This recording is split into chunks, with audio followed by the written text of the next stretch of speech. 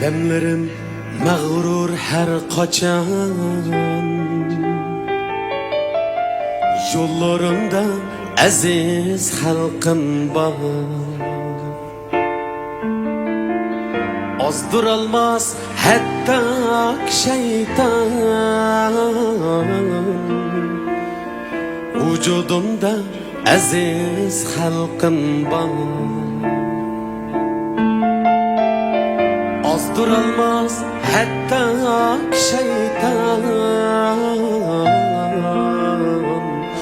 vücudumda aziz halkım var.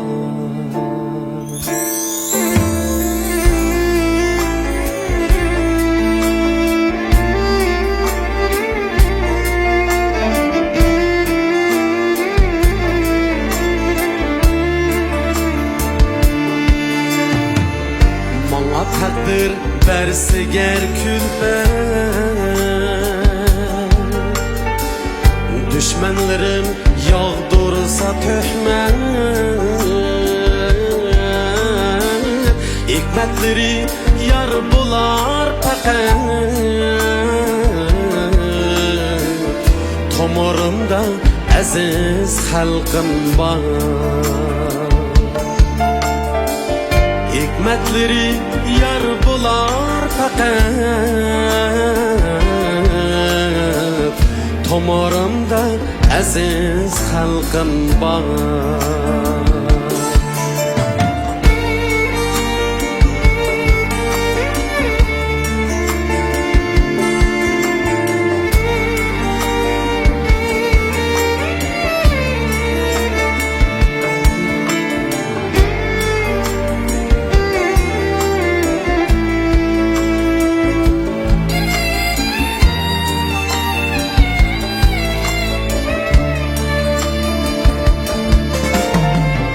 Azizligim ecrdin kelgen,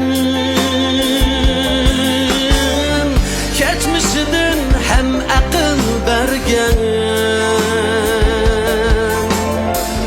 armanları dilimde köygen, yüreğimde aziz halkım var. Köyüp durar kalbimde koyaş, yüreğim yok ularga okşaş, yüreğim yok ularga okşaş. Olalsam ömürlük sırdaş, kuylarimde aziz halkım var. Bolalsam ömürlük sırdaş, yollarımda aziz halkım var.